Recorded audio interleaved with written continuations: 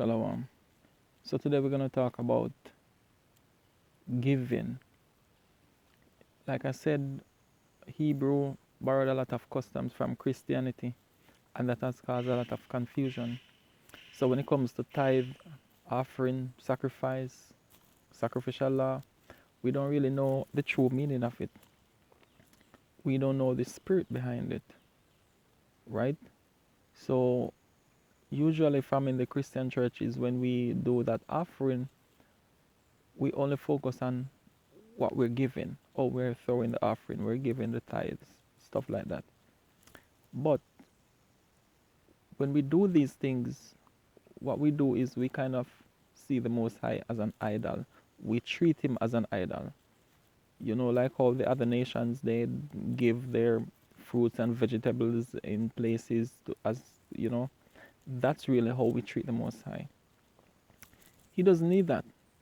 How can you give a cow or a goat, a sheep, whatever, as sacrifice to somebody that gave that to you? That does not make any sense, right? That does not make any sense.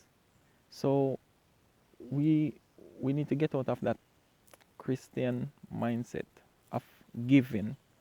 And this is why sometimes we don't even, when people give us certain things, we don't even look at the intentions behind it, because we just look at the objects that we're given, and that's the problem. It is not what you're offering, it is the spirit behind it that you're offering with. That's why he said, leave your gift at the altar and go reconcile with the person. Because how are you going to offer something with kindness, but yet there's hatred here, right? And it's the same thing, just speaking politically for a moment. When the IMF, the World Bank, or whatever it is, give money to your leader, prime minister, president, whatever, what happens is that money is not given with a pure heart, it's given with a controlling spirit. So guess what?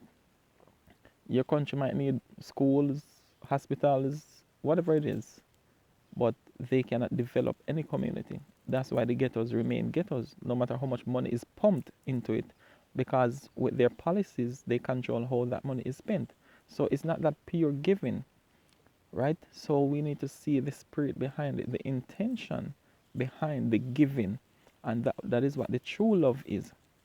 For example, sometimes you're eating and your whatever you're eating falls on the ground. You don't take it up because you consider it dirty. But guess what? You might have a 2 years old child that is eating something. It might it fell on the floor, you know, dirt, everything. Probably the child has a cold, you know, think the mucus is there running, and yet the child comes, mommy or daddy, here. You are not looking at the filth of whatever the child is eating. You are looking at the pure heart behind it. You understand? So guess what? Usually you'd accept it because you're not looking at that. It is the spirit behind it. And that's where we get so confused in this culture, because like I said, Hebrew borrowed a lot of customs from Christianity. And because of that, it's hard for them to discern. All right? So when you're offering something, it's really about the intentions that you're doing it with, not the objects that you're offering, right? And that's very important to understand.